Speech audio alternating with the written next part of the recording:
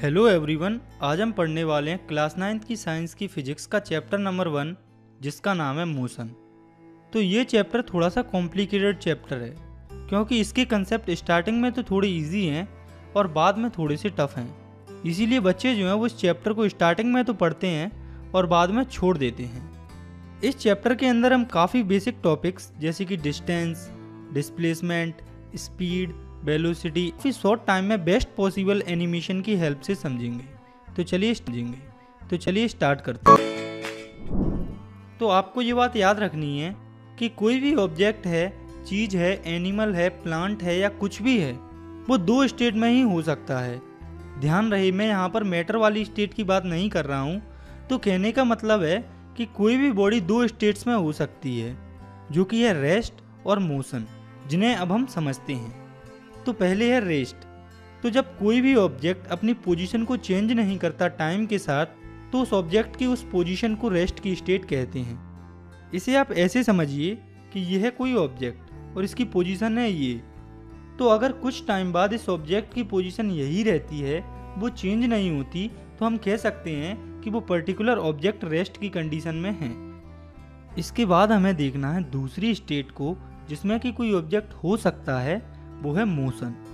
तो मोशन किसी भी ऑब्जेक्ट की उस कंडीशन को कहा जाता है जब उसकी पोजीशन चेंज हो रही होती है टाइम के साथ। जैसे कि मान लो कि ये कोई ऑब्जेक्ट है और उसकी पोजीशन ये है किसी पर्टिकुलर टाइम पर, और अगर इस ऑब्जेक्ट की पोजीशन टाइम के साथ चेंज हो गई तो हम कह सकते हैं कि ये पर्टिकुलर ऑब्जेक्ट मोशन में है। क्योंकि इस चैप्टर का नाम है मोशन, तो इस चैप्टर में हम मोशन के बारे में ही स्टडी करेंगे। तो आगे हमें देखना है मोशन के टाइप्स को।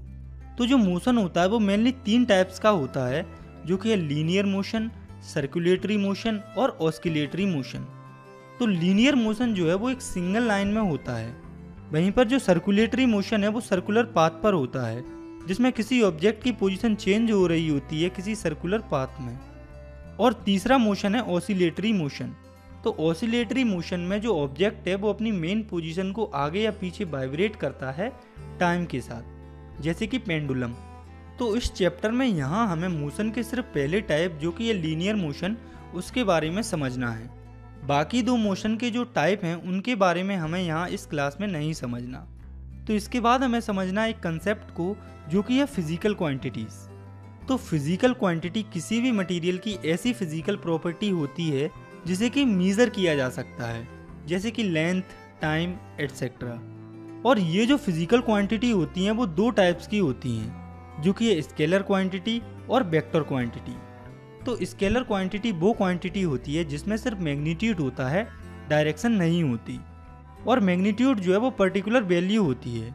जैसे आप मान लो आपके पास सामान है 15 kg, तो ये जो 15 kg है वो आपका मैग्नीट्यूड हो जाएगा। जैसे कोई हाइट है 179 सेंटीमीटर, तो ये जो 179 सेंटीमीटर है वो उसका मैग्नीट्यूड हो जाएगा। आपको बस ये याद रखना है कि स्केलर क्वांटिटी में सिर्फ मैग्नीट्यूड होता है, उसमें डायरेक्शन नहीं होती है।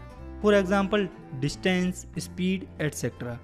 इसके बाद दूसरी फिजिकल क्वांटिटी है वेक्टर क्वांटिटी।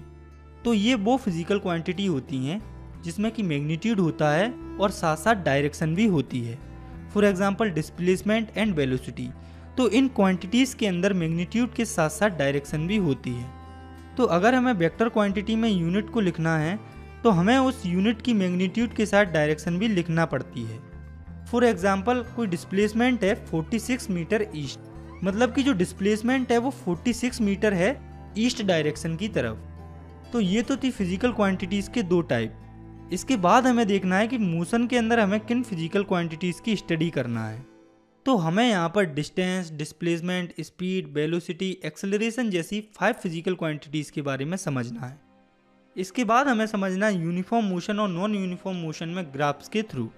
और लास्ट में हम समझेंगे इस चैप्टर के सबसे इम्पोर्टेंट टॉपिक को, जो कि है इक्वेशन ऑफ मोशन। तो चलिए स्टार्ट करते हैं डिस्टेंस से।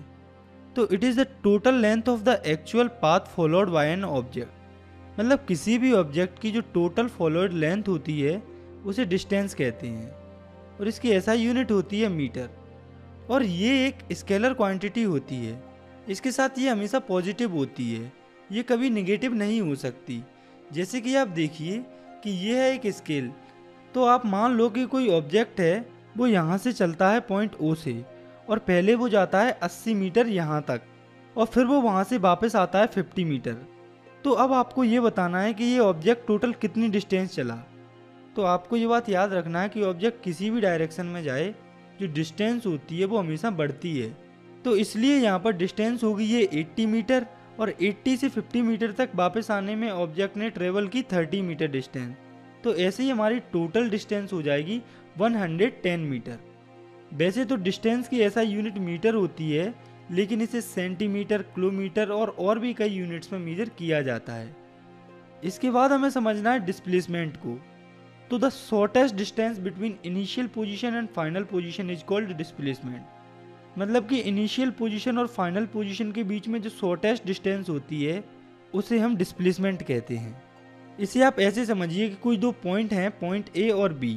तो A से B तक जाने के कई रास्ते होंगे, लेकिन A से B तक जाने के लिए जो शॉर्टेस्ट डिस्टेंस होगी उसे ही हम डिस्प्लेसमेंट कहते हैं। इसकी भी ऐसा यूनिट मीटर ही होती है, और इसे भी सेंटीमीटर और किलोमीटर में मेजर किया जाता है। और ये जो डिस्प्लेसमेंट है वो वेक्टर क्वांटिटी होती है। मतलब डिस्प्लेसमेंट के अंदर मैग्नीट्यूड के साथ साथ डायरेक्शन भी होती है।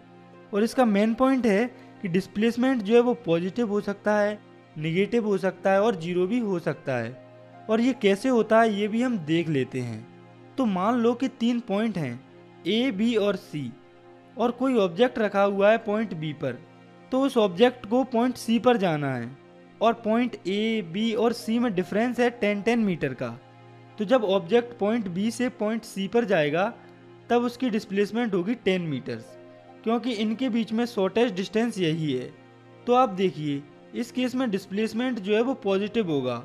और आप मान लो कि ये ऑब्जेक्ट जो पॉइंट B से पॉइंट C की तरफ गया है, उसे वापस अगर पॉइंट B पर आना है, तो इस केस में जो डिस्प्लेसमेंट है वो 0 हो जाएगा, क्योंकि इसकी इनिशियल पोजीशन और फाइनल पोजीशन सेम ही हो जाएगी। और अगर यही ऑब्जेक्ट पहले B से C जाए और फिर C से वापस A पॉइंट पे आए, तो इस केस में जो डिस्प्लेसमेंट है वो नेगेटिव हो जाएगी, क्योंकि यहाँ पर जो ऑब्जेक्ट है वो अपनी इनिशियल पोजीशन से काफ़ी उल्टी डायरेक्शन में आ गया है। इसीलिए इस केस में डिस्प्लेसमेंट जो है वो नेगेटिव हो जाएगी। तो डिस्टेंस और डिस्प्लेसमेंट को समझने के बाद अब हम देखते हैं इनके बीच में डिफरेंसेस को। तो इनका पहला डिफरेंस है कि डिस्टेंस होती है किसी भी ऑब्जेक्ट की एक्चुअल पाथ ट्रेवल्ड, और वहीं पर डिस्प्लेसमेंट होती है इनिशियल पॉइंट और फाइनल पॉइंट के बीच में शॉर्टेस्ट डिस्टेंस। और इसी के साथ डिस्टेंस एक स्केलर क्वांटिटी होती है, वहीं पर डिस्प्लेसमेंट एक वेक्टर क्वांटिटी होती है। और इसका तीसरा पॉइंट है कि डिस्टेंस हमेशा पॉजिटिव होती है और ये कभी भी नेगेटिव नहीं होती। और वहीं पर जो डिस्प्लेसमेंट होती है वो पॉजिटिव हो सकती है, जीरो हो सकती है या नेगेटिव भी हो सकती है। तो ये थे कुछ बेसिक पॉइंट इनके डिफरेंसेस के, जो कि हम पहले ही पढ़ चुके थे।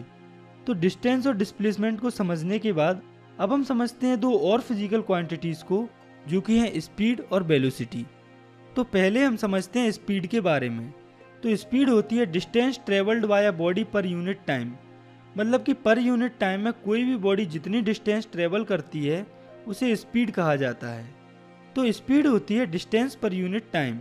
हम इसे ऐसे भी लिख सकते हैं, speed equals to distance upon time.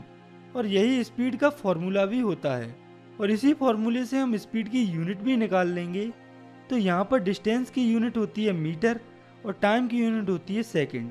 तो यहाँ से स्पीड की यूनिट आ जाएगी मीटर पर सेकंड। इसमें दूसरा पॉइंट है कि ये एक स्केलर क्वांटिटी होती है। मतलब स्पीड के अंदर सिर्फ मैग्नीट्यूड होता है, इसके अंदर डायरेक्शन नहीं होती है। और इसके साथ ये जो स्पीड होती है वो हमेशा पॉजिटिव होती है, या फिर जीरो हो सकती है जब ऑब्जेक्ट रेस्ट में हो, लेकिन ये कभी भी नेगेटिव नहीं हो सकती। इसके बाद हमें समझना है मोशन से रिलेटेड तीसरी फिजिकल क्वांटिटी को, जो कि है वेलोसिटी। तो it is the distance travelled by a body per unit time in a particular direction, और it is the displacement travelled per unit time, और simply we can say that it is the speed with direction. मतलब कि velocity होती है displacement travelled per unit time. मतलब कि कोई भी ऑब्जेक्ट पर यूनिट टाइम में जो डिस्प्लेसमेंट ट्रेवल्ड करता है उसे वेलोसिटी कहते हैं, या फिर सिंपली हम कह सकते हैं कि ये स्पीड होती है डायरेक्शन के साथ। तो हम लिख सकते हैं velocity equals to displacement upon time, और इसकी यूनिट हो जाएगी मीटर पर सेकंड। और ये जो वेलोसिटी होती है वो वेक्टर क्वांटिटी होती है, मतलब वेलोसिटी में डायरेक्शन भी होती है। और इसका तीसरा पॉइंट है it can be positive, negative and zero, मतलब कि वेलोसिटी जो है वो पॉजिटिव भी हो सकती है, नेगेटिव भी हो सकती है और ज़ीरो भी हो सकती है। और वेलोसिटी पॉजिटिव तब होती है जब डिस्प्लेसमेंट पॉजिटिव होता है, नेगेटिव तब होती है जब डिस्प्लेसमेंट नेगेटिव होता है और जीरो तब होती है जब डिस्प्लेसमेंट जीरो होता है। आप अगर चाहें तो स्पीड और वेलोसिटी को साथ में रखकर भी पढ़ सकते हैं, क्योंकि जब आप ऐसा करेंगे तो आपको इनसे रिलेटेड डिफरेंसेस भी आसानी से समझ में आ जाएंगे, जिन्हें कि हम ऑलरेडी डिस्कस कर चुके हैं। इसके बाद आगे हमें समझना है एवरेज स्पीड और एवरेज वेलोसिटी को। तो पहले है एवरेज स्पीड। तो अगर हमें 2 या 2 से ज़्यादा स्पीड दी गई हैं और हमें पूरी डिस्टेंस के लिए कोई एक स्पीड निकालनी है, तो उस केस में हम एवरेज स्पीड ही निकालते हैं। और इसका फॉर्मूला होता है average speed equals to total distance upon total time. और एवरेज वेलोसिटी हम तब निकालते हैं जब हमें 2 या 2 से ज़्यादा वेलोसिटीज दी हुई हो। और एवरेज वेलोसिटी का फॉर्मूला होता है initial velocity plus final velocity upon 2। इसको और अच्छे से समझने के लिए हम एवरेज स्पीड और एवरेज वेलोसिटी पर बेस्ड एनसीईआरटी के न्यूमेरिकल्स को प्रैक्टिस करेंगे। तो ये है आपकी एनसीईआरटी का न्यूमेरिकल नंबर 7.1।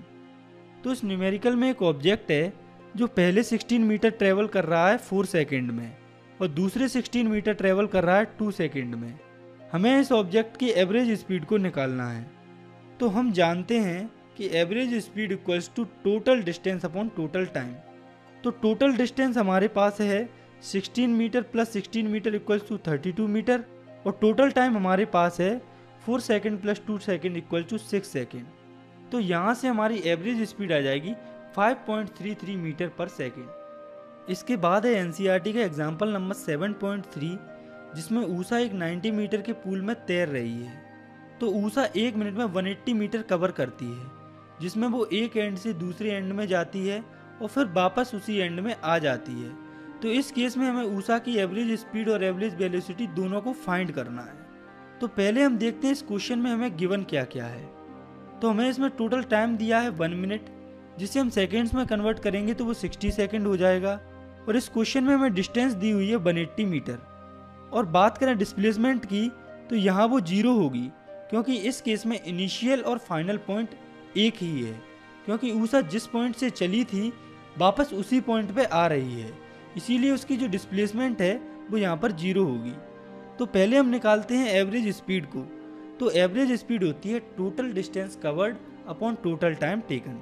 तो यहाँ पर टोटल डिस्टेंस दी हुई है 180 मीटर और टाइम है 1 मिनट यानी कि 60 सेकेंड। तो यहाँ से एवरेज स्पीड आ जाएगी 3 मीटर पर सेकेंड। और बात करें एवरेज वेलोसिटी की, तो वो होती है total displacement upon total time. तो इस केस में डिस्प्लेसमेंट 0 है तो एवरेज वेलोसिटी भी 0 ही हो जाएगी। तो इस क्वेश्चन में एवरेज स्पीड होगी 3 मीटर पर सेकेंड और एवरेज वेलोसिटी होगी 0 मीटर पर सेकेंड। इसके बाद हमें देखना है टाइप्स ऑफ मोशन को। तो मोशन मेनली 2 टाइप्स का होता है, जो कि है यूनिफॉर्म मोशन और नॉन यूनिफॉर्म मोशन। तो जब कोई बॉडी इक्वल डिस्टेंस ट्रेवल करती है इक्वल इंटरवल ऑफ टाइम में, तो उस मोशन को हम यूनिफॉर्म मोशन कहते हैं। फॉर एग्जाम्पल आप इसे ऐसे समझिए कि कोई बस है, वो अगर 600 मीटर डिस्टेंस कवर करती है 1 मिनट में, और अगर ये बस अगले 1 मिनट में भी 600 मीटर डिस्टेंस कवर करती है, और ऐसे ही हर एक 1 मिनट में ये बस 600 मीटर डिस्टेंस कवर करती है, तो हम कह सकते हैं कि ये जो बस है वो यूनिफॉर्म मोशन में मूव कर रही है। और अगर हम चाहें तो यूनिफॉर्म मोशन को ग्राफिकली भी शो कर सकते हैं। तो यूनिफॉर्म मोशन का ग्राफ कुछ ऐसा होगा, इसमें यह है एक्स एक्सिस और यह है वाई एक्सिस। तो क्योंकि इस केस में जो ऑब्जेक्ट है वो इक्वल डिस्टेंस कवर कर रहा है इक्वल इंटरवल ऑफ टाइम में, तो इस केस में जो ग्राफ है वो स्ट्रेट लाइन होगा। इसके बाद हमें देखना है नॉन यूनिफॉर्म मोशन को। तो जब कोई बॉडी अनइक्वल डिस्टेंस ट्रेवल करती है इक्वल इंटरवल ऑफ टाइम में, तो इसे हम नॉन यूनिफॉर्म मोशन कहते हैं। फॉर एग्जाम्पल इसे हम ऐसे समझते हैं कि मान लो कोई ऑब्जेक्ट है, वो पहले 10 सेकंड में 15 मीटर डिस्टेंस कवर करता है, और फिर वही ऑब्जेक्ट अगले 10 सेकंड में 20 मीटर डिस्टेंस कवर करता है, और फिर अगले 10 सेकंड में 10 मीटर डिस्टेंस कवर करता है। तो इस तरह के मोशन को नॉन यूनिफॉर्म मोशन कहा जाता है। इसके बाद हम देख लेते हैं नॉन यूनिफॉर्म मोशन के ग्राफ को। तो नॉन यूनिफॉर्म मोशन का ग्राफ स्ट्रेट लाइन को छोड़कर कुछ भी हो सकता है, चाहे वो जिगजैग हो सकता है इस तरह से, या वो कर्व हो सकता है इस तरह से। इसके बाद हमें देखना है कुछ फिजिकल क्वांटिटीज के सिंबल्स को। तो पहले है डिस्टेंस का सिंबल जो कि है स्मॉल एस, और डिस्प्लेसमेंट का सिंबल होता है डेल्टा एस। जो इनिशियल वेलोसिटी होती है उसे यू से रिप्रेजेंट किया जाता है, जबकि जो फाइनल वेलोसिटी होती है जिसे कि मेन वेलोसिटी कंसीडर किया जाता है उसे वी से रिप्रेजेंट किया जाता है। इसके साथ जो स्पीड होती है उसे भी वी से ही रिप्रेजेंट किया जाता है, और जो टाइम होता है उसे स्मॉल टी से रिप्रेजेंट किया जाता है। तो ये जो स्पीड वेलोसिटी के फॉर्मूले होते हैं इन्हें भी हम सिंबल्स के फॉर्म में लिख सकते हैं। जैसे कि speed equals to distance upon time होता है, उसकी जगह पर हम लिख सकते हैं v equals to S upon T. इसी तरह से हम अलग अलग फॉर्मूलेस को भी उनके सिंबल्स के फॉर्म में लिख सकते हैं। इसके बाद हमें समझना है अगली फिजिकल क्वांटिटी को जो कि है एक्सेलरेशन। तो the rate of change of velocity of an object with respect to time is called acceleration. मतलब कि जब किसी ऑब्जेक्ट की वेलोसिटी चेंज होती है टाइम के साथ तो उसे एक्सेलरेशन कहते हैं। तो एक्सेलरेशन तब होता है जब वेलोसिटी में चेंज होता है, और जब वेलोसिटी में चेंज होता है तो कुछ इनिशियल वेलोसिटी होती है और कुछ फाइनल वेलोसिटी भी होती है। तो हम एक्सेलरेशन को कुछ इस तरह से लिख सकते हैं। एक्सेलरेशन को स्मॉल ए से रिप्रेजेंट किया जाता है, तो एक्सेलरेशन इक्वल्स टू होता है change in velocity upon time, जिसे हम लिख सकते हैं final velocity minus initial velocity upon time, यानी कि A equals to V minus U upon T. और यहाँ से हम एक्सेलरेशन की ऐसा यूनिट भी निकाल सकते हैं। तो वेलोसिटी की ऐसा यूनिट होती है मीटर पर सेकंड, और टाइम की ऐसा यूनिट होती है सेकंड। तो यहाँ से एक्सेलरेशन की ऐसा यूनिट आ जाएगी मीटर पर सेकंड स्क्वायर। और ये जो है वो वेक्टर क्वांटिटी होती है, और ये जो एक्सेलरेशन होता है वो पॉजिटिव हो सकता है, निगेटिव हो सकता है, और साथ में जीरो भी हो सकता है। एक्सेलरेशन के बारे में एक इम्पोर्टेंट पॉइंट है जो कि आपको याद रखना है कि निगेटिव एक्सेलरेशन को रिटार्डिव एक्सेलरेशन या डी एक्सेलरेशन भी कहा जाता है। तो इसके बाद हमें देखना है कि पॉजिटिव एक्सेलरेशन कब होता है और निगेटिव एक्सेलरेशन कब होता है। तो जब इनिशियल वेलोसिटी कम होती है फाइनल वेलोसिटी से, तो उस कंडीशन में हमें पॉजिटिव एक्सेलरेशन देखने को मिलता है। जैसे कि आप मान लो कि इनिशियल वेलोसिटी है किसी ऑब्जेक्ट की 40 मीटर पर सेकेंड और फाइनल वेलोसिटी है 90 मीटर पर सेकेंड और टाइम है 9 सेकेंड। तो इस केस में एक्सेलरेशन जो है वो पॉजिटिव होगा। और नेगेटिव एक्सेलरेशन तब हमें देखने को मिलता है जब जो इनिशियल वेलोसिटी है वो हायर होती है फाइनल वेलोसिटी से। जैसे कि मान लो कि आपकी इनिशियल वेलोसिटी है 90 मीटर पर सेकेंड और फाइनल वेलोसिटी है 15 मीटर पर सेकेंड और टाइम है 6 सेकेंड। तो इस केस में हमें नेगेटिव एक्सेलरेशन या रिटार्डेशन देखने को मिलता है। तो हम इन दोनों कंडीशन में एक्सेलरेशन निकालते हैं। तो पहले केस में हमें फाइनल वेलोसिटी दी हुई है 90 मीटर पर सेकेंड और इनिशियल वेलोसिटी दी है 40 मीटर पर सेकेंड और टाइम है हमारे पास 9 सेकेंड। तो जब हम इन वैल्यूज को a equals to V minus U upon T वाले फॉर्मूले में रखेंगे तो हमारा एक्सेलरेशन आ जाएगा 5.5 मीटर पर सेकेंड स्क्वायर, और ये पॉजिटिव एक्सेलरेशन होगा।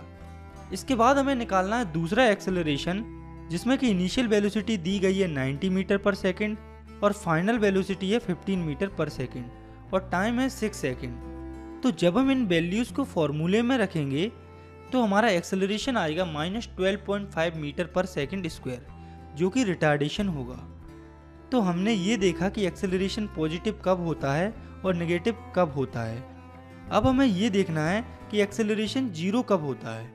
तो जब इनिशियल वेलोसिटी और फाइनल वेलोसिटी बराबर हो जाती है तब एक्सेलरेशन जीरो होता है। इसके बाद हमें देखना है एक्सेलरेशन पर बेस्ड एक न्यूमेरिकल को। तो ये जो आप अपनी स्क्रीन पर न्यूमेरिकल देख रहे हैं यह है एनसीईआरटी का एग्जाम्पल नंबर 7.4। तो इसमें राहुल जो है वो पहले 30 सेकंड में 6 मीटर पर सेकंड की वेलोसिटी अटेन कर लेता है। उसके बाद वो ब्रेक लगाता है और अगले 5 सेकंड में उसकी वेलोसिटी घटकर 4 मीटर पर सेकंड हो जाती है। तो हमें दोनों केस में वेलोसिटी फाइंड करनी है। तो पहले केस में टाइम दिया है 30 सेकंड और फाइनल वेलोसिटी दी हुई है 6 मीटर पर सेकंड, और क्वेश्चन में लिखा है कि राहुल ने 30 सेकंड में 6 मीटर पर सेकंड की स्पीड पकड़ी। तो उसकी इनिशियल वेलोसिटी जीरो होगी क्योंकि उससे पहले साइकिल रेस्ट पे थी। तो हम एक्सेलरेशन निकालने के लिए a equals to V minus U वाला फॉर्मूला लगा देंगे। तो v हमारे पास 6 है और u हमारे पास 0 है और टाइम है 30 सेकेंड। तो यहाँ से हमारा एक्सेलरेशन आ जाएगा 0.2 मीटर पर सेकेंड स्क्वायर। तो पहले केस में एक्सेलरेशन होगा 0.2 मीटर पर सेकेंड स्क्वायर और अब बात करते हैं दूसरे केस की।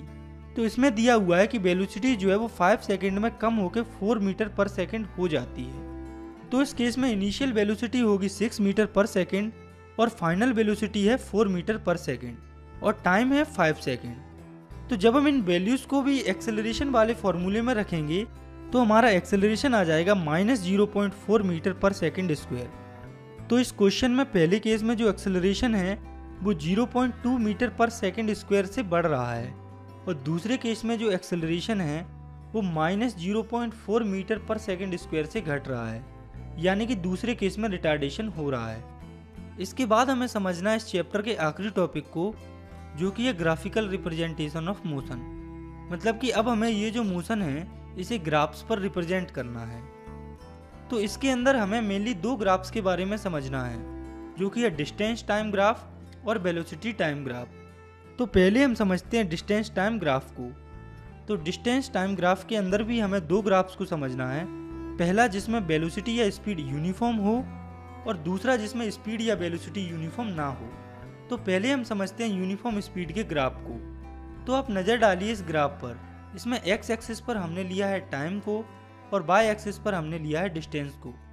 तो अगर हमें किसी ग्राफ में एक्स एक्सिस पर टाइम दिया है और वाई एक्सिस पर डिस्टेंस दी है तो ये जो लाइन है वो स्पीड या वेलोसिटी को रिप्रेजेंट करती है। और अगर ये वाली जो लाइन है वो स्ट्रेट है तो इसका मतलब ये है कि यहाँ पर स्पीड जो है वो यूनिफॉर्म है, वो चेंज नहीं हो रही है। मतलब जैसे जैसे टाइम बढ़ रहा है वैसे वैसे डिस्टेंस भी बढ़ रही है। और ये जो डिस्टेंस टाइम ग्राफ होता है इसकी हेल्प से हम वेलोसिटी भी फाइंड कर सकते हैं। जैसे कि आप सपोज कीजिए कि ये है डिस्टेंस टाइम ग्राफ के अंदर यूनिफॉर्म वेलोसिटी और हमें इसके अंदर पॉइंट ए से पॉइंट बी के बीच में वेलोसिटी निकालनी है। तो इसके लिए हम दोनों पॉइंट्स पर डिस्टेंस और टाइम को निकालेंगे। तो टाइम निकालने के लिए हम पॉइंट ए से एक वर्टिकल लाइन ड्रॉ करेंगे जिसे नाम देंगे T1 और पॉइंट बी पर भी एक वर्टिकल लाइन ड्रॉ कर देंगे जो कि होगी T2। और ऐसे ही डिस्टेंस को फाइंड करने के लिए हम एक हॉरिजॉन्टल लाइन ड्रॉ करेंगे पॉइंट ए से और दूसरी लाइन ड्रॉ करेंगे पॉइंट बी से। तो पॉइंट ए से पॉइंट बी की वेलोसिटी निकालने के लिए हम इन दोनों पॉइंट्स के बीच में टाइम और डिस्टेंस निकाल लेंगे। तो आप देखिए, अगर हम T2 में से T1 को माइनस कर देंगे तो हमें A से बीच की टाइमिंग का पता चल जाएगा। और ऐसे ही अगर हम S2 में से S1 को माइनस कर देंगे तो हमें A से B के बीच की डिस्टेंस मिल जाएगी। और अगर आपको इसमें अब भी कोई कन्फ्यूजन है तो आप इसे ऐसे समझिए कि हमें यहाँ से यहाँ तक की डिस्टेंस निकालनी है। तो इसके लिए हम ये जो डिस्टेंस है इससे ये वाली डिस्टेंस को माइनस कर देंगे। ऐसे ही यहाँ से यहाँ तक टाइम निकालने के लिए हम यहाँ तक टाइम से यहाँ तक टाइम को माइनस कर देंगे। तो इस हिसाब से हमारी स्पीड या वेलोसिटी का फॉर्मूला हो जाएगा। तो स्पीड इक्वल्स टू होता है डिस्टेंस अपॉन टाइम। तो डिस्टेंस है यहाँ पर S2 माइनस S1 और टाइम है हमारे पास T2 माइनस T1। तो यहाँ से हमारे पास स्पीड का नया फॉर्मूला आ जाएगा जो कि है V equals to S2 minus S1 upon T2 minus T1। इसके बाद आप देखिए इस ग्राफ को। तो ये है distance time graph non uniform motion के लिए। तो इस केस में जो वेलोसिटी वाली लाइन है वो स्ट्रेट नहीं होती, यानी कि इस केस में ये वेलोसिटी कर्व होती है। लेकिन इन दोनों केस में वेलोसिटी को निकालने के लिए ये वाला फॉर्मूला यूज होता है। तो ये तो बात हुई डिस्टेंस टाइम ग्राफ की। आगे हमें समझना है वेलोसिटी टाइम ग्राफ को। तो जो वेलोसिटी टाइम ग्राफ होता है उसके स्लोप से हमें एक्सेलरेशन देखने को मिलता है। वेलोसिटी टाइम ग्राफ को हम दो पार्ट्स में समझेंगे, जो कि है यूनिफॉर्म मोशन, दूसरा हम समझेंगे यूनिफॉर्म एक्सेलरेटेड मोशन में। तो पहले हम देखते हैं इस ग्राफ को यूनिफॉर्म मोशन में। तो इतना तो हम जानते हैं कि यूनिफॉर्म मोशन हमें तब देखने को मिलता है जब ऑब्जेक्ट या बॉडी जो है वो इक्वल टाइम इंटरवल में इक्वल डिस्टेंस ट्रेवल करे, यानी कि जब ऑब्जेक्ट की वेलोसिटी या स्पीड कांस्टेंट हो। इसीलिए हमें यूनिफॉर्म मोशन में कुछ ऐसा ग्राफ देखने को मिलता है जिसमें वेलोसिटी कांस्टेंट है और इस केस में जो एक्सेलरेशन होता है वो जीरो होता है, क्योंकि इस केस में जो वेलोसिटी होती है वो चेंज नहीं हो रही होती। क्योंकि एक्सेलरेशन तो तभी हमें देखने को मिल सकता है जब वेलोसिटी चेंज होती है। और ये जो वेलोसिटी टाइम ग्राफ होता है इससे हम डिस्टेंस भी फाइंड कर सकते हैं। और ये हम कैसे कर सकते हैं ये हम अब देख लेते हैं। तो आप सपोज कीजिए कि कोई ऑब्जेक्ट है वो यूनिफॉर्म मोशन में मूव कर रहा है और हमें यहाँ पर इस पॉइंट से इस पॉइंट की डिस्टेंस पता करनी है। तो हम इस पॉइंट को A मान लेंगे और इसको B मान लेंगे और टाइम एक्सिस पर इस पॉइंट को C और D मान लेंगे। तो अब यहाँ पर हमें इस पॉइंट से इस पॉइंट की पूरी डिस्टेंस पता करनी है। तो आप इस स्ट्रक्चर को देखिए, ये एक रेक्टेंगल फॉर्म हो रहा है।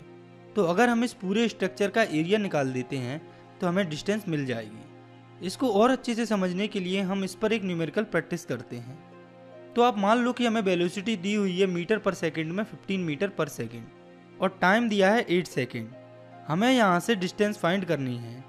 तो इन दोनों पॉइंट्स के बीच में आप देखिए, इस रेक्टेंगल में AC की वैल्यू है 15 मीटर पर सेकंड जो कि वेलोसिटी है।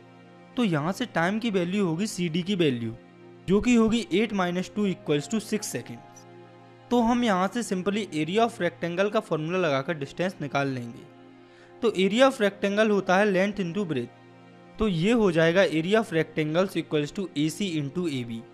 तो 15 × 6 = हो जाएगा 90 मीटर। यहाँ पर हम डिस्टेंस को सिंपली स्पीड के फॉर्मूले से भी निकाल सकते हैं, और वो ऐसे निकाल सकते हैं क्योंकि यूनिफॉर्म मोशन में जो स्पीड या वेलोसिटी होती है वो हमेशा फिक्स होती है, और टाइम को हम t2 - t1 वाले फॉर्मूलेशन निकाल लेंगे। जैसे कि हमने इस क्वेश्चन में डिस्टेंस को एरिया ऑफ रेक्टेंगल वाले फॉर्मूले से निकाला, उसे हम सिंपली स्पीड वाले फॉर्मूले से भी निकाल सकते हैं। तो आइए निकालते हैं डिस्टेंस को स्पीड वाले फॉर्मूले से। तो हमें पता है कि यहाँ पर हर पॉइंट पर वेलोसिटी सेम है क्योंकि ये यूनिफॉर्म मोशन है जो कि है 15 मीटर पर सेकेंड, और टाइम यहाँ से आ जाएगा 8 - 2 = 6 सेकेंड। तो जब हम speed equals to distance upon time वाला फॉर्मूला लगाएंगे तो हमारी डिस्टेंस आ जाएगी 90 मीटर।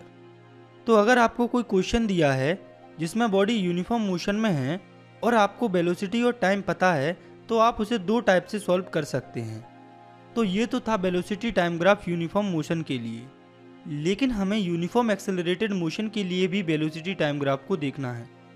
तो इसके नाम से ही पता चल रहा है कि इस कंडीशन में जो एक्सेलरेशन है वो यूनिफॉर्म है, यानी कि वेलोसिटी टाइम के साथ चेंज हो रही है, लेकिन वो यूनिफॉर्मली चेंज हो रही है।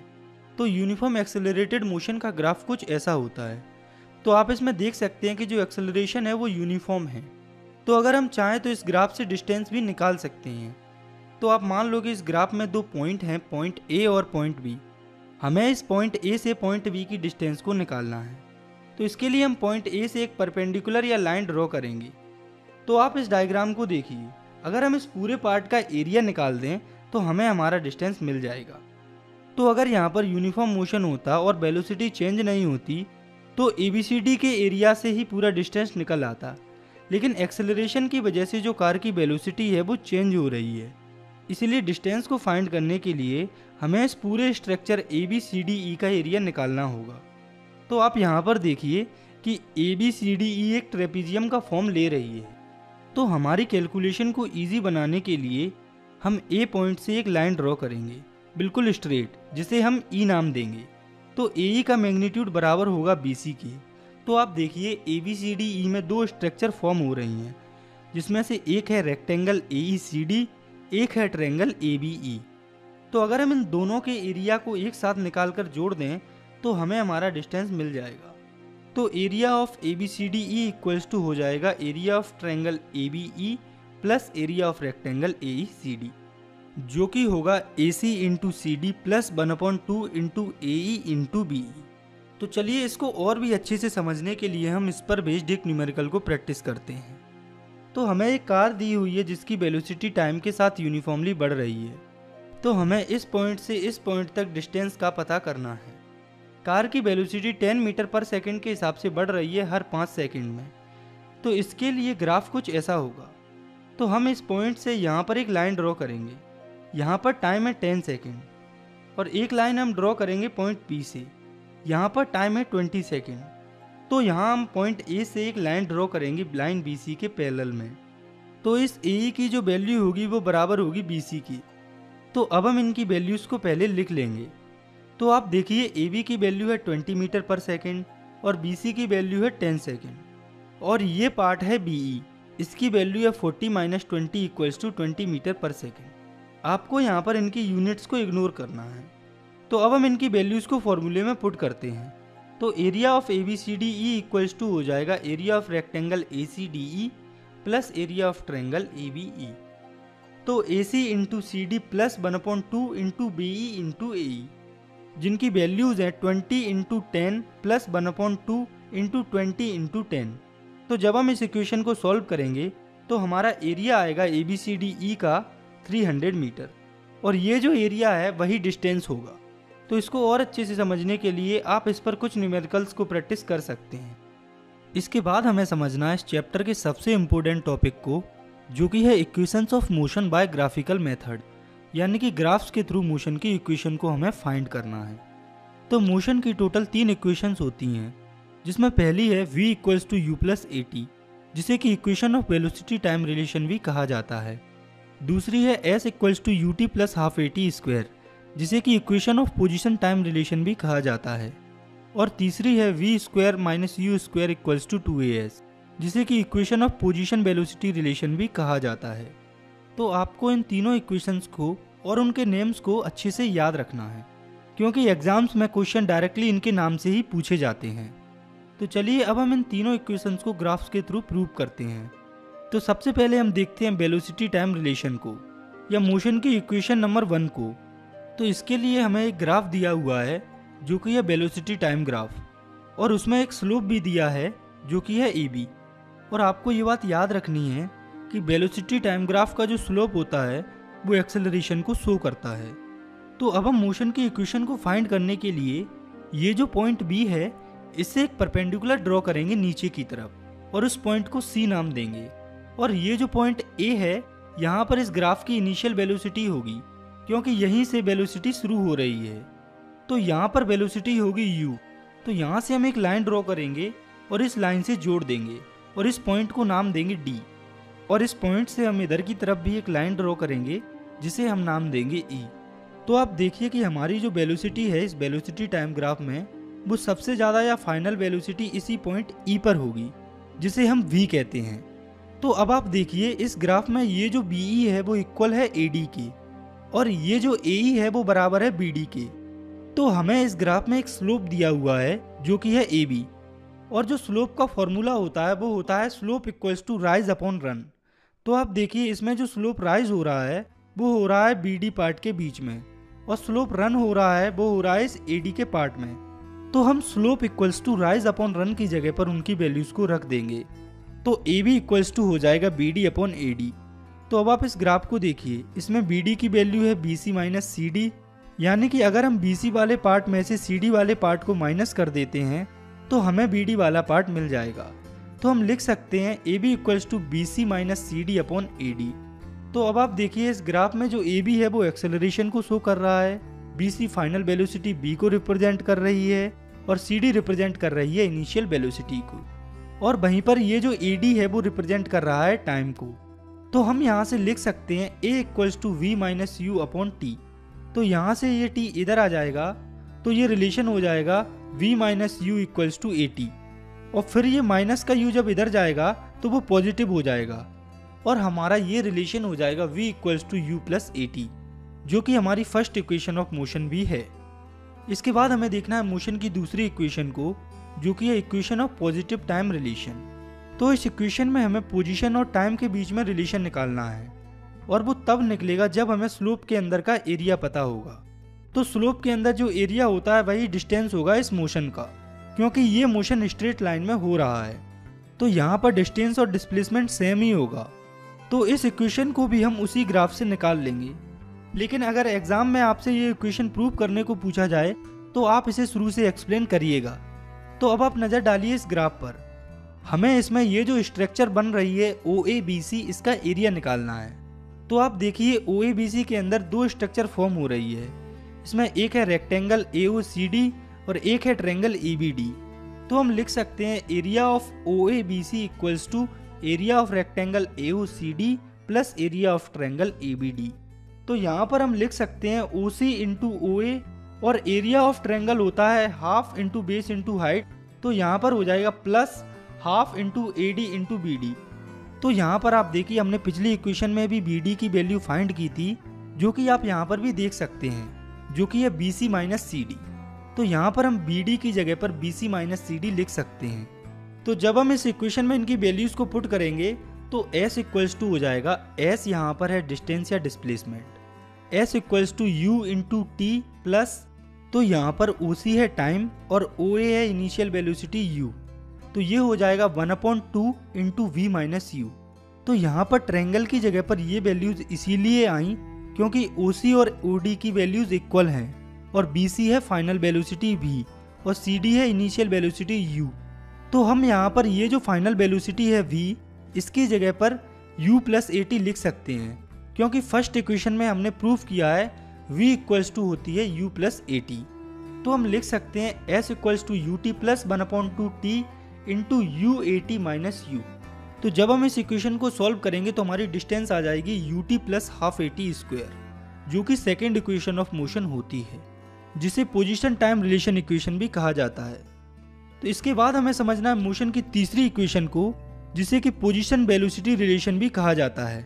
तो इसमें भी हमें स्लोप के अंदर एरिया को फाइंड करना है। तो आप देखिए इस ग्राफ को, इसमें भी हमें OABC का एरिया ही निकालना है और स्लोप के अंदर का एरिया होता है डिस्प्लेसमेंट।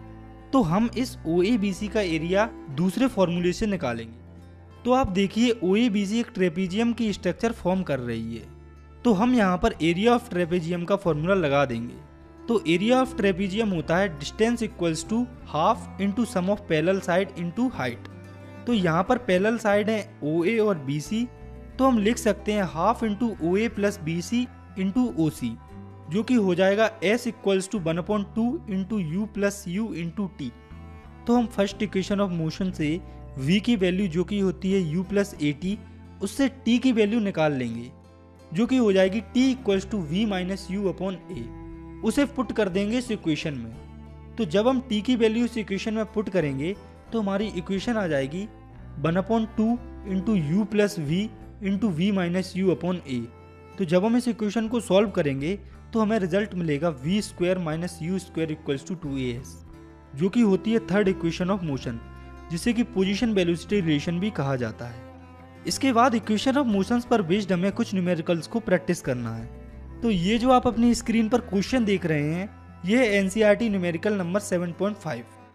तो इस क्वेश्चन में एक ट्रेन है जो कि रेस्ट से स्टार्ट होकर 5 मिनट्स में 72 किलोमीटर पर आवर की स्पीड पकड़ती है, और इस क्वेश्चन में दिया है कि यहाँ पर एक्सेलरेशन यूनिफॉर्म है। तो हमें इस क्वेश्चन में दो चीज़ें फाइंड करनी है, पहली है एक्सेलरेशन और दूसरी है डिस्टेंस जो कि ट्रेन ने ट्रेवल किया है इस वेलोसिटी को अटेन करने के लिए। तो पहले तो हमें जो जो गिवन है उसे लिख लेंगे। तो हमें दिया है इनिशियल वेलोसिटी 0 है और फाइनल वेलोसिटी हमें दी गई है 72 किलोमीटर पर आवर, जिसे जब हम मीटर पर सेकंड में कन्वर्ट करेंगे तो ये हो जाएगी 20 मीटर पर सेकंड, और टाइम हमें दिया है 5 मिनट्स, जिसे हम सेकंड्स में कन्वर्ट करेंगे तो वो हो जाएगा 300 सेकंड। तो पहले हम फाइंड करते हैं एक्सेलरेशन को। तो ये हम फाइंड करेंगे मोशन की पहली इक्वेशन से, जो कि है V equals to U plus AT। तो यहाँ से A इक्वल्स टू हो जाएगा V minus U upon T। तो जब हम इस फॉर्मूले में गिवन वैल्यूज को रखेंगे तो हमारा एक्सेलरेशन आ जाएगा 1/15 मीटर पर सेकंड स्क्वायर। तो एक्सेलरेशन तो हमारे पास आ गया, अब हमें डिस्टेंस फाइंड करनी है। तो ये हम मोशन की सेकंड या थर्ड किसी भी इक्वेशन से निकाल सकते हैं। जैसे बुक में इसे थर्ड इक्वेशन से निकाला गया है, हम इसे सेकंड इक्वेशन से निकालेंगे। तो मोशन की सेकंड इक्वेशन होती है S equals to UT plus half AT square. तो U है यहाँ पर 0 और टाइम है 300 सेकेंड। तो S इक्वल्स टू हो जाएगा 0 into 300 plus 1/2 into 1/15 into 300 into 300। तो यहाँ से हमारी डिस्टेंस आ जाएगी 3000 मीटर, जिसे जब हम किलोमीटर में कन्वर्ट करेंगे तो वो हो जाएगी 3 किलोमीटर। तो इसका मतलब है कि ये जो ट्रेन है इसने 3 किलोमीटर डिस्टेंस ट्रेवल की। इसके बाद हमें देखना है एक और न्यूमेरिकल को, जो कि है NCERT का न्यूमेरिकल नंबर 7.6। तो इस क्वेश्चन में एक कार है जो कि यूनिफॉर्मली एक्सेलरेट कर रही है 18 किलोमीटर पर आवर से 36 किलोमीटर पर आवर तक 5 सेकेंड्स में। तो हमें इस क्वेश्चन में एक्सेलरेशन और डिस्टेंस कवर्ड फाइंड करनी है। तो पहले हम लिखेंगे जो हमें गिवन है। तो हमें इनिशियल वेलोसिटी दी हुई है U equals to 18 kilometre per hour, जिसे जब हम मीटर पर सेकंड में कन्वर्ट करेंगे तो वो हो जाएगी 5 मीटर पर सेकंड, और फाइनल वेलोसिटी हमें दी हुई है 36 किलोमीटर पर आवर, और इसे भी जब हम मीटर पर सेकंड में कन्वर्ट करेंगे तो वो हो जाएगी 10 मीटर पर सेकंड, और टाइम हमें दिया हुआ है 5 सेकंड। तो पहले हम फर्स्ट इक्वेशन ऑफ मोशन से एक्सेलरेशन फाइंड कर लेंगे। तो V इक्वल्स टू होता है U प्लस AT। तो यहाँ से एक्सेलरेशन इक्वल्स टू हो जाएगा V minus U upon T। तो जब हम इस फॉर्मूले में गिवन वैल्यूज को पुट करेंगे तो हमारा एक्सेलरेशन आ जाएगा 1 मीटर पर सेकंड स्क्वायर, और इसके बाद हमें डिस्टेंस फाइंड करनी है। तो डिस्टेंस को हम मोशन की सेकंड या थर्ड किसी भी इक्वेशन से फाइंड कर सकते हैं। जैसे हम यहाँ मोशन की तीसरी इक्वेशन से डिस्टेंस को निकालेंगे, तो मोशन की तीसरी इक्वेशन होती है v square minus U square equals to 2as। तो यहाँ से s इक्वल्स टू हो जाएगा v square minus U square upon 2a।